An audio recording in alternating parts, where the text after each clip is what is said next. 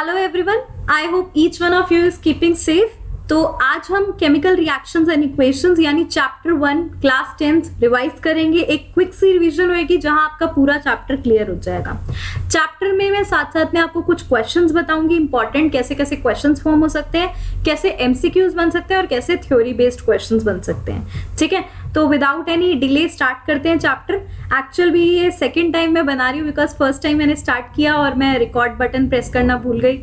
सो remake है actually ये इस वीडियो का, कोई बात नहीं। स्टार्ट करते हैं हमारा chapter chemical reactions and equations. Chemical reaction होती क्या है? अ chemical reaction is the process in which new substances form, कोई ना कोई नया सब्सटेंस फॉर्म हो। ठीक है, कोई पुराने बॉन्ड्स ब्रेक हो और कोई नए बॉन्ड्स फॉर्म हो।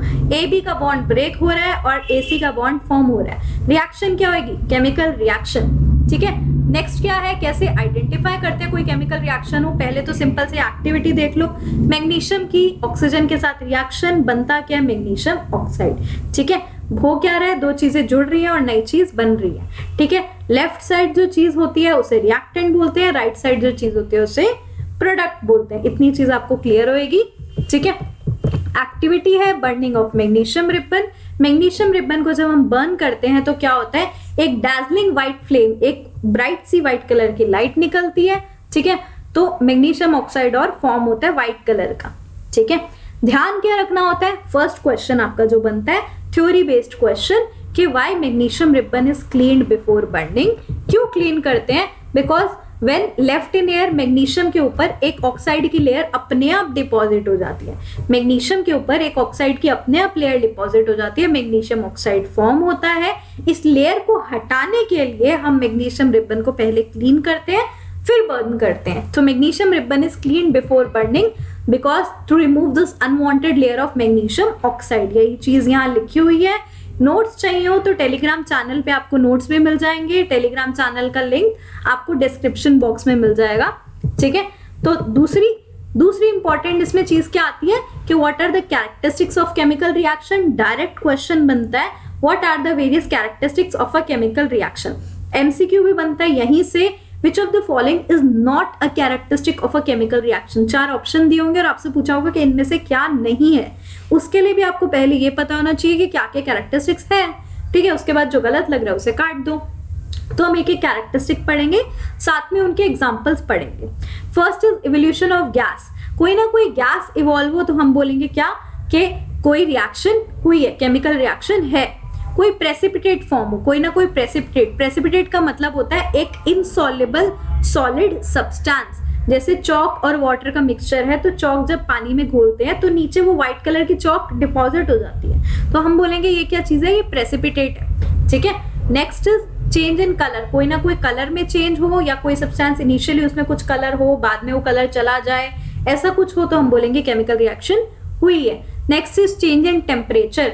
चेंज इन टेम्परेचर यानी कोई एक्सोथर्मिक रिएक्शन हो या फिर एंडोथर्मिक। अभी हम डिटेल में जाएंगे एक्सो और एंडोथर्मिक रिएक्शंस क्या होती है। Next is change in state. कोई ना कोई स्टेट में चेंज आए तो हम बोलेंगे कि रिएक्शन हुई है केमिकल रिएक्शन, यानी कि कोई चीज इनिशियली गैसियस स्टेट में है वो लिक्विड बनी या फिर सॉलिड बनी या सॉलिड से लिक्विड बनी, कुछ भी ऐसा चेंज हम बोलेंगे कि एक रिएक्शन कौन सी है? केमिकल रिएक्शन है। ठीक है, तो क्वेश्चन आ जाता है what are the various characteristics of a chemical reaction. Write by giving examples of each one of them. सबके एग्जांपल्स देख लेते हैं। इवोल्यूशन ऑफ गैस यानी गैस किस रिएक्शन में इवॉल्व होती है, क्या एग्जांपल आप देंगे? तो उसके लिए क्या है, एक्सपेरिमेंट आप करेंगे।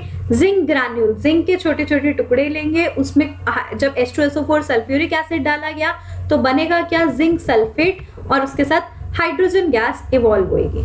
ठीक है, zinc plus H2SO4 gives zinc sulphate plus H2। Reaction में ये चैप्टर, पूरे चैप्टर में 2 चीजें आपको आनी चाहिए। एक तो बैलेंस करना आना चाहिए। केमिकल रिएक्शन जब बैलेंस नहीं आती तो आपका कुछ नहीं होगा। एक बैलेंसिंग आनी चाहिए और दूसरे फॉर्मुलेस बनाने आने चाहिए। जैसे कि H2SO4 का फॉर्मूला यही होता है और कुछ क्यों नहीं होता। जिंक सल्फेट का फॉर्मूला कैसे लिखते हैं, ये सब चीजें आपको आनी चाहिए। नहीं आती तो आप मेरी पिछली वीडियोस देख सकते हैं, उसमें मैंने बता रखा है। अभी हम फटाफट से कॉन्सेप्ट रिवाइज कर रहे हैं। ठीक है, इसलिए वो बैलेंसिंग अभी नहीं समझाऊंगी मैं, उसके लिए आप दूसरी वीडियोस रेफर कर सकते हैं या फिर मेरी प्लेलिस्ट में ही है।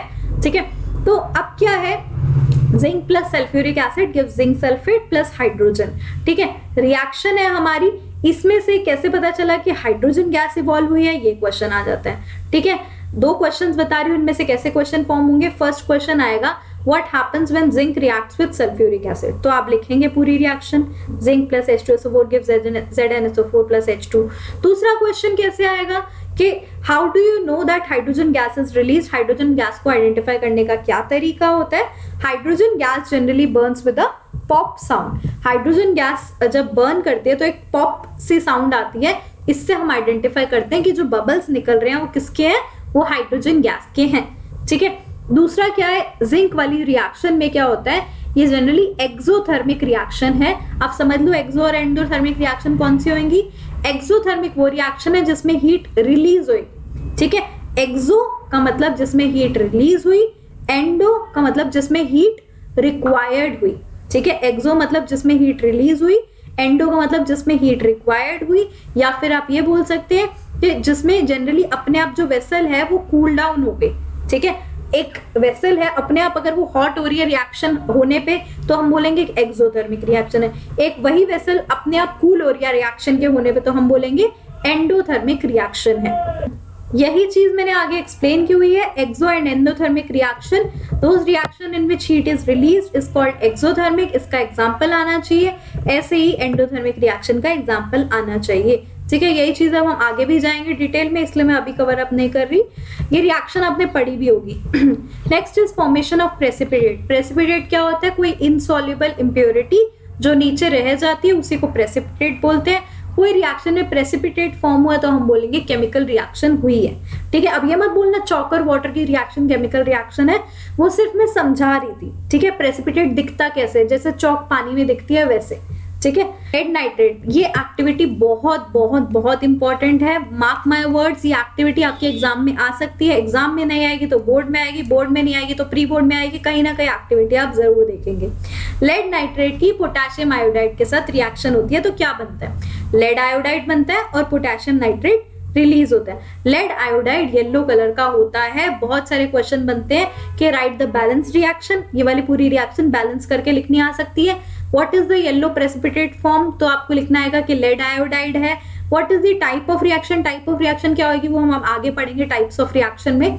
ठीक है, तो ऐसे से क्वेश्चन इसमें से फॉर्म हो सकते हैं। तो हुआ क्या, नेक्स्ट एक्टिविटी बता रही हूं मैं। ठीक है, ये एक्टिविटी बहुत इंपॉर्टेंट है, इसे मिस आउट मत करना। नेक्स्ट है बेरियम क्लोराइड की सल्फ्यूरिक एसिड के साथ रिएक्शन। तो बेरियम क्लोराइड जब सल्फ्यूरिक एसिड के साथ रिएक्ट करेगा तो barium sulphate plus HCl form होगा। ठीक है, व्हाइट कलर का प्रेसिपिटेट होता है बेरियम सल्फेट, क्योंकि हम प्रेसिपिटेशन रिएक्शन पढ़ रहे हैं। ठीक है, तो अब क्या है, अच्छा टाइप्स ऑफ रिएक्शन पे अभी हम बाद में आएंगे। टाइप्स ऑफ रिएक्शन वैसे ही बता दूं मैं आपको, ये है double displacement type of reaction. ठीक है, तो अभी हम टाइप्स ऑफ रिएक्शन पे आगे आएंगे। अभी सिर्फ मैं सिंपल तरीका बता रही हूँ इनमें से क्वेश्चन कैसे आ सकता है। ठीक है, next is change in colour. कहीं ना कहीं कलर चेंज हुआ तो मैं बोल रही हूँ कि रिएक्शन कौन सी है हमारी, रिएक्शन कौन सी है हमारी, केमिकल रिएक्शन है। चेंज इन कलर का अगर मैं एग्जांपल दूं तो when citric acid is present, कोई भी खट्टा फ्रूट होता है जैसे ऑरेंज हो गया या लेमन हो गया, तो क्या होता है उसमें जब हम पोटेशियम परमैंगनेट ऐड करते हैं, मैंने पिंक कलर इसलिए शो किया क्योंकि पोटेशियम परमैंगनेट का ऐसा ही कलर होता है। तो हम जब पिंक कलर यानी पोटेशियम परमैंगनेट सोल्यूशन ले रहे हैं तो जब में हमने इसके ऊपर सिट्रिक एसिड या फिर कोई ऑरेंज या लेमन जूस डाला तो ऑरेंज और लेमन जूस के डालने से क्या होता है, इसका जो पिंक कलर है डिसअपियर हो जाता है। ठीक है, इससे हमें पता चलता है कि केमिकल रिएक्शन हुई है। Next is change in temperature. 2 तरह की रिएक्शंस बता चुकी हूं मैं, एक्सो और एंडोथर्मिक रिएक्शन। कोई रिएक्शन अचानक से कूल डाउन हो जाए, ठीक है, रिएक्शन होने के बाद तो हम बोलेंगे एंडोथर्मिक रिएक्शन है। अचानक से हॉट हो जाए तो हम बोलेंगे एक्सोथर्मिक रिएक्शन है। Example barium hydroxide plus ammonium chloride gives barium chloride plus ammonium hydroxide. Reaction है हमारी एंडोथर्मिक रिएक्शन। ऐसे ही इससे ऊपर जो हमने पढ़ी थी zinc plus sulphuric acid give zinc sulphate plus hydrogen, अभी हमने पढ़ा था ना, कोनिकल वेसल है उसमें जिंक ग्रैन्यूल्स लिए सल्फ्यूरिक एसिड डाला। रिएक्शन है हमारी एक्सोथर्मिक, ये रिएक्शन है हमारी एक्सोथर्मिक रिएक्शन।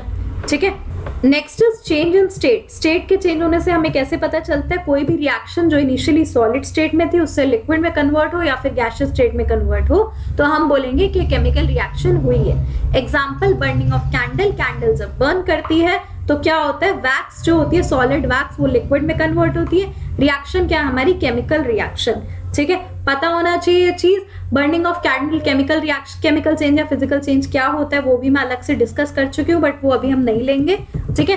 वीडियोस के लिए ऊपर प्लेलिस्ट बनी हुई है, प्लेलिस्ट में सारी वीडियोस है, अगर पर्टिकुलरली कोई भी टॉपिक देखना है तो आप वहां से जाके देख सकते हैं, आई करके एक आइकन होगा, ठीक है, वहां पे सारे एक एक इंडिविजुअल वीडियो बनी हुई है। Types of chemical reaction, basically 5 types होते हैं केमिकल रिएक्शंस की, combination reaction, decomposition, displacement, double displacement और oxidation reduction reaction. Combination reaction example दे रही हूं, जैसे ए और बी कंबाइन हुए और ए बी फॉर्म हुआ, कॉम्बिनेशन। डीकम्पोजिशन क्या है, जस्ट इसका ऑपोजिट, यानी ए बी था और उसको डीकम्पोज यानी ब्रेक हुआ किसमें, ए और बी में, तो डीकम्पोजिशन है। डिस्प्लेसमेंट रिएक्शन कैसे, ए बी प्लस सी है, बना क्या, ए सी प्लस अकेला बी रह गया, तो ये क्या है, डिस्प्लेसमेंट रिएक्शन। डबल डिस्प्लेसमेंट क्या है, दोनों चीजें डिस्प्लेस हो रही हैं, ए बी था, यहां लिख देती हूं मैं, ए बी था और सी डी था, हुआ क्या, ए डी के साथ कंबाइन हो गया और बी और सी कंबाइन हो गए, तो B C plus A D, reaction क्या है, डबल डिस्प्लेसमेंट रिएक्शन, ठीक है। ऑक्सीडेशन रिडक्शन रिएक्शन क्या है वो अलग से डिस्कस करते हैं, अभी हम पहले इन 4 टाइप्स की बात करते हैं, ठीक है। अब इनके एग्जांपल्स इतने आ जाते हैं, क्वेश्चन क्या आएगा लॉन्ग क्वेश्चन में, what are the various types of chemical reactions, write one example of each one of them, एक भी पूछ सकते हैं, 2 भी पूछ सकते हैं। I would generally suggest you कि आप मिनिमम 2 एग्जाम्पल्स याद कर लो हर किसी के। कॉम्बिनेशन रिएक्शन 2 एग्जाम्पल लर्न कर लिए, डीकम्पोजिशन रिएक्शन 2 एग्जाम्पल लर्न कर लिए, इससे क्या होगा, इससे आपकी कभी गलती नहीं होगी, ठीक है। 2-2 एग्जाम्पल सबके लर्न कर लो आप, ठीक है। यहाँ मैंने वीडियो में भी बताए हुए हैं, मिनिमम 3 भी दिए हुए हैं मैंने कई जगह पे एग्जाम्पल्स। अच्छा, एक और चीज, ये जब आप पेपर में लिखने जाओ, write the example of combination reaction, तो प्लीज ये मत लिख कर आना A plus B gives A B, ये सिर्फ समझाने के लिए है, ये लिखने के लिए नहीं है, ठीक है। इसे पेपर में नहीं लिख कर आना है। पेपर में क्या लिखोगे, कॉम्बिनेशन रिएक्शन का example, Mg plus O2 combine हुए MgO बना, H2 प्लस O2 कंबाइन हुआ H2O बना, C प्लस O2 CO2 बना, ये सब क्या है, combination reaction. Burning of would combination reaction, respiration combination reaction. तो अब याद करने, कैसे याद करेंगे कौन सी रिएक्शन हमारी एक्सोथर्मिक है या कौन सी एंडोथर्मिक, तो एक शॉर्टकट बता रही हूँ। जनरली जितनी भी कॉम्बिनेशन रिएक्शंस होती हैं, जो चीजें 2 चीजें कंबाइन कर रही हैं, तो ऐसी रिएक्शन हमेशा एक्सोथर्मिक होगी, ऐसी रिएक्शन हमेशा एक्सोथर्मिक होएगी जहां 2 चीजें कंबाइन कर रही हैं, और जहां 1-2 चीजें टूट के, मतलब एक चीज टूट के 2 चीजें बन रही है, यानी इसकी जस्ट ऑपोजिट, कॉम्बिनेशन का ऑपोजिट वर्ड क्या हुआ, डीकम्पोजिशन। तो कॉम्बिनेशन रिएक्शन क्या है, एक्सोथर्मिक, तो डीकम्पोजिशन रिएक्शन जनरली क्या होंगी हमारी, एंडोथर्मिक ना, तो डीकम्पोजिशन रिएक्शन जनरली एंडोथर्मिक होती है, कॉम्बिनेशन रिएक्शन जनरली एक्सोथर्मिक होती है, ठीक है। एग्जांपल्स दे रखे हैं कॉम्बिनेशन रिएक्शन के, यहाँ आप लर्न कर सकते हैं सब एग्जांपल्स। डीकम्पोजिशन रिएक्शंस क्या होती है, डीकम्पोजिशन रिएक्शन 3 टाइप की होती हैं। First is thermal decomposition, electrolytic decomposition, photolytic decomposition. Thermal word कहीं भी आ जाए तो मतलब होता है हीट, थर्मल वर्ड का मतलब होता है हीट। इलेक्ट्रोलिटिक, इलेक्ट्रो वर्ड का मतलब होता है लाइट, जहां इलेक्ट्रो वर्ड लिखा हो मतलब लाइट इन्वॉल्व है, सॉरी इलेक्ट्रो वर्ड लिखा हो तो मतलब क्या है, इलेक्ट्रिसिटी इन्वॉल्व है, इलेक्ट्रो वर्ड लिखा हो तो इलेक्ट्रिसिटी इन्वॉल्व है। फोटोकेमिकल, कहीं भी फोटो वर्ड लिखा हो, केमिस्ट्री में कहीं भी फोटो वर्ड लिखा हो तो मतलब क्या है हमारा, लाइट। याद रखना, ये चीजें आगे बहुत काम आएंगी। थर्मल डीकम्पोजिशन मतलब जहां हीट इन्वॉल्व हो, इलेक्ट्रोलिटिकल मतलब जहां कहीं ना कहीं इलेक्ट्रिसिटी का यूज हुआ, फोटोकेमिकल मतलब जहां कहीं ना कहीं लाइट का यूज हुआ। लाइट का मतलब क्या, कि सनलाइट का यूज हुआ, ठीक है। तो अब यहां से क्वेश्चन क्या बनता है, 3 मार्कर क्वेश्चन, 2 साल पहले वाला क्वेश्चन बोर्ड में आया हुआ है। What are the various types of decomposition reactions, write an example of each one of them. तो डीकम्पोजिशन रिएक्शन की 3 टाइप है, तीनों के कुछ एग्जाम्पल्स देख लेते हैं। Thermal decomposition reaction, thermal decomposition reaction क्या हुआ है, when decomposition is carried out by heating, heat involve है तो थर्मल डीकम्पोजिशन। एग्जाम्पल क्या ले रहे हैं हम यहाँ, द आयरन सल्फेट लिया, ठीक है, टेक आयरन सल्फेट क्रिस्टल्स, उसको जब हमने हीट किया तो हुआ क्या, iron sulphate crystals initially green colour के होते हैं, ठीक है, ग्रीन कलर से ही दिखा देते हैं। आयरन सल्फेट के क्रिस्टल्स इनिशियली ग्रीन कलर के होते हैं, एक्चुअली डार्क ग्रीन कलर होता है, ग्रीन कलर के क्रिस्टल्स होते हैं। और आयरन सल्फेट के क्रिस्टल्स को जब हम हीट करते हैं तो ग्रीन कलर से पहले कलरलेस सोल्यूशन बनता है और कलरलेस से उसके बाद क्या बनता है, ब्राउन कलर का सोल्यूशन बनता है। तो आयरन सल्फेट क्या बना, आयरन सल्फेट को जब हीट किया तो iron oxide plus sulphur dioxide plus sulphur trioxide. बहुत इंपॉर्टेंट, सेकेंड इंपॉर्टेंट रिएक्शन बता रही हूं मैं आपको यहाँ पे। आयरन सल्फेट की जो रिएक्शन है उसमें क्या क्या बनता है, सल्फर डाइऑक्साइड, सल्फर ट्राइऑक्साइड और आयरन ऑक्साइड। ठीक है, आयरन ऑक्साइड क्या होता है, हमारा ब्राउन कलर के कलर का होता है। ठीक है, अब आइडेंटिफाई कैसे करोगे कि सल्फर डाइऑक्साइड और सल्फर ट्राइऑक्साइड फॉर्म हुआ, बर्निंग सल्फर वाली स्मेल आती है तो पता चलता है सल्फर डाइऑक्साइड और सल्फर ट्राइऑक्साइड फॉर्म हुआ। ठीक है, तो ये बहुत इंपॉर्टेंट रिएक्शन है। सेकंड इंपॉर्टेंट रिएक्शन बता रही हूं मैं आपको। इनिशियली आयरन सल्फेट जो है हमारा ग्रीन कलर का है, वहां से वो कलरलेस हुआ और फिर ब्राउन कलर का हुआ। ब्राउन कहीं व्हाइट लिखा हो या कहीं कलरलेस लिखा हो, वहां बात सेम है। ठीक है, कई बार कलरलेस को व्हाइट भी लिख देते हैं, सेम बात है केमिस्ट्री में, it's just the same thing. फिर उसके बाद और एग्जांपल थर्मल डिकम्पोजिशन के, वापस देखो रिएक्शन आ गई लेड नाइट्रेट की, लेड ऑक्साइड के साथ नाइट्रोजन डाइऑक्साइड और ऑक्सीजन गैस रिलीज हुई है। ये रिएक्शन इंपॉर्टेंट है, क्यों, क्योंकि आपकी बैलेंसिंग में, केमिकल रिएक्शंस एंड इक्वेशन में जब आपके बैलेंसिंग वाला पार्ट आता है तो मैक्सिमम टाइम्स ये वाले एग्जामिनर्स ये वाली रिएक्शन जरूर उठाते हैं, क्योंकि इसकी बैलेंसिंग मुश्किल है। तो याद रखना ये वाली रिएक्शन बैलेंसिंग के पॉइंट ऑफ व्यू से इंपॉर्टेंट है, बैलेंसिंग का क्वेश्चन यहां से निकल कर आता है। नेक्स्ट इज इलेक्ट्रोलाइटिक डिकम्पोजिशन, जहां इलेक्ट्रिसिटी इन्वॉल्व होगी तो हम बोलेंगे इलेक्ट्रोलाइटिक डिकम्पोजिशन है। ठीक है, रिएक्शन क्या है मैं बहुत डिटेल में डिस्कस करवा चुकी हूँ। इलेक्ट्रोलाइटिक डिकम्पोजिशन रिएक्शन होता क्या है, H2O gives H2 plus O2। तो वाटर डिकम्पोज, इलेक्ट्रोलिटिकली डिकम्पोज होता है H2 और O2 में, रिएक्शन है हमारी इलेक्ट्रोलिटिकल डिकम्पोजिशन। यहां से क्वेश्चंस कैसे बनते हैं, क्वेश्चन ऐसे बनते हैं कि कैथोड पे कौन सी गैस कलेक्टेड है और एनोड पे कौन सी है। तो मैंने पहले भी बताया हुआ, कैथोड पे हमेशा कैटायन जाता है, एनोड पे हमेशा एनायन जाता है। C for cathode, C for cation, A for anode, E for anion. Shortcut है याद करने का। कैटायन क्या होता है, H+, तो हाइड्रोजन गैस हमारी कैथोड पे कलेक्ट होती है। और एनायन क्या हो गया, एनायन Cl- एनायन हुआ, सॉरी ऑक्सीजन यहाँ है तो ऑक्सीजन O2- एनायन हुआ, तो यहाँ ऑक्सीजन गैस हमारी एनोड पे है। ठीक है, तो एक तो ये हो गया कि कैथोड पे कौन सी गैस है और एनोड पे कौन सी गैस है। दूसरी reaction, why the gas collected at cathode is double the amount of gas collected at anode. बहुत फेवरेट क्वेश्चन एग्जामिनर्स का कि जो कैथोड पे गैस कलेक्टेड है यहाँ ज्यादा है in comparison to hydrogen, in comparison to oxygen. तो उसका रीजन यहाँ से आपको पता चल जाएगा कि यहाँ 2 मॉलिक्यूल्स इन्वॉल्व है H2 के, और यहाँ देखो 1 ही है, कुछ भी नहीं लिखा मतलब 1 है। तो इसीलिए यहाँ हाइड्रोजन गैस कलेक्टेड ज्यादा है in comparison to oxygen gas, almost double ही है ना। ठीक है, next is photochemical decomposition reaction. Photo का मतलब लाइट हुआ या फिर सनलाइट हुआ। फोटोकेमिकल डिकम्पोजिशन में 3 एग्जांपल्स हैं, silver chloride gives silver plus chlorine, silver bromide gives silver plus bromine, या तीसरी reaction silver iodide gives silver plus iodine. ये भी आप लिख सकते हैं, बैलेंसिंग आप इजीली कर लेंगे। ये हो गई बैलेंस रिएक्शन। यहां से क्या होता है, बस ये बेसिक से रिएक्शन है। 1 मार्कर क्वेश्चन या फिर एमसीक्यू क्वेश्चन में आता है कि ब्लैक एंड व्हाइट फोटोग्राफी में कौन सी रिएक्शन इन्वॉल्व है या क्या कौन सी रिएक्शन यूज हुई, तो ये हमारी सिल्वर क्लोराइड वाली reaction black and white photography में यूज होती है। Again I am saying notes के लिए आप टेलीग्राम चैनल पे जा सकते हैं। यहां मैं सिर्फ एक्सप्लेन कर रही हूँ बेसिक चीजें।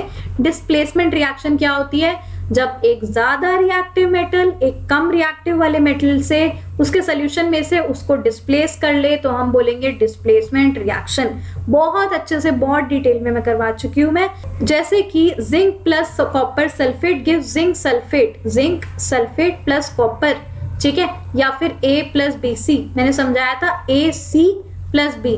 ठीक है, तो ये क्या हुए हमारी डिस्प्लेसमेंट रिएक्शन। ठीक है, मेटल्स नॉन मेटल्स चैप्टर में भी रिएक्शन वापस आ जाती है सारी, तब डिस्प्लेसमेंट रिएक्शन ज्यादा समझ आती है।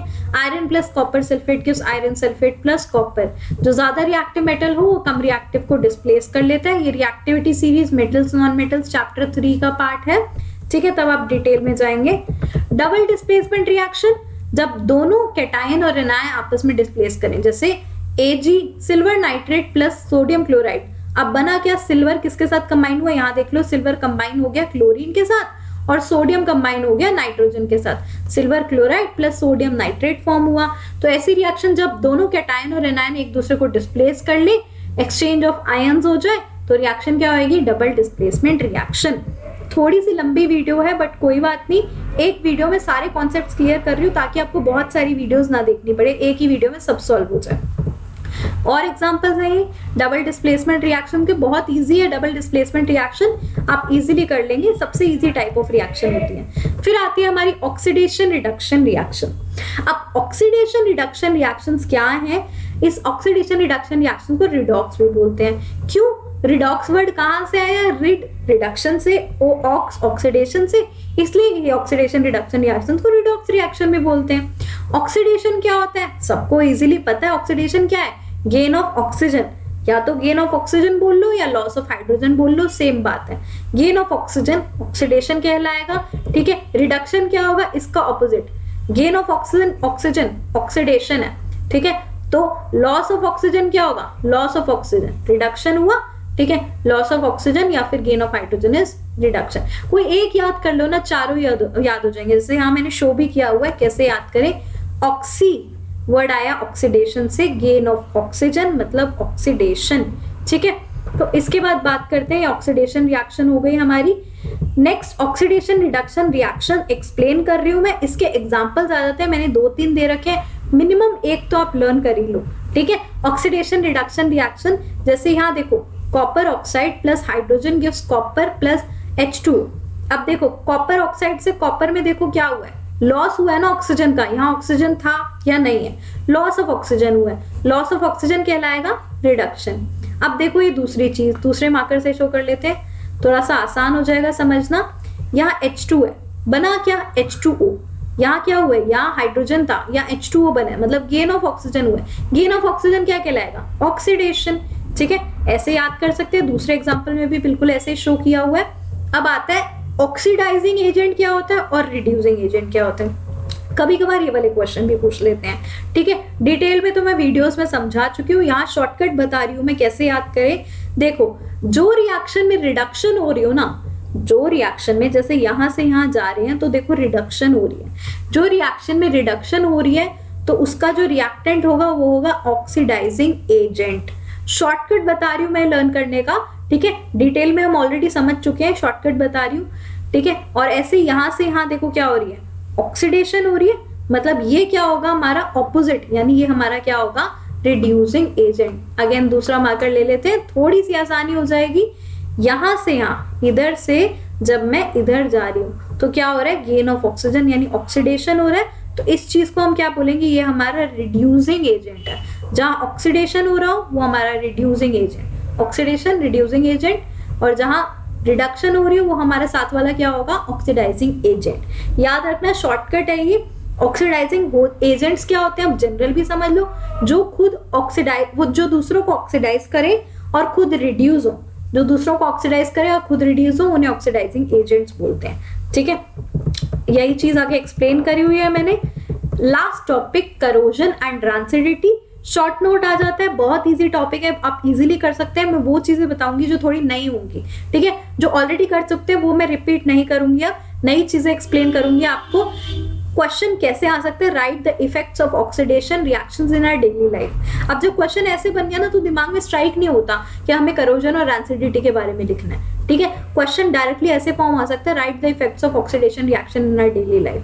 तो आप करोजन और रैंसिडिटी एक्सप्लेन करने हैं, ठीक है। करोजन क्या होता है आपको आई होप ऑलरेडी पता हो, ठीक है। अब क्वेश्चन एमसीक्यू फॉर्म में क्या होता है, ब्लैक कोटिंग ऑफ सिल्वर किसकी वजह से होती है, याद कर लो, सिल्वर सल्फाइड की वजह से ब्लैक कोटिंग होती है, ठीक है। सिल्वर सल्फाइड की वजह से ब्लैक कोटिंग होती है।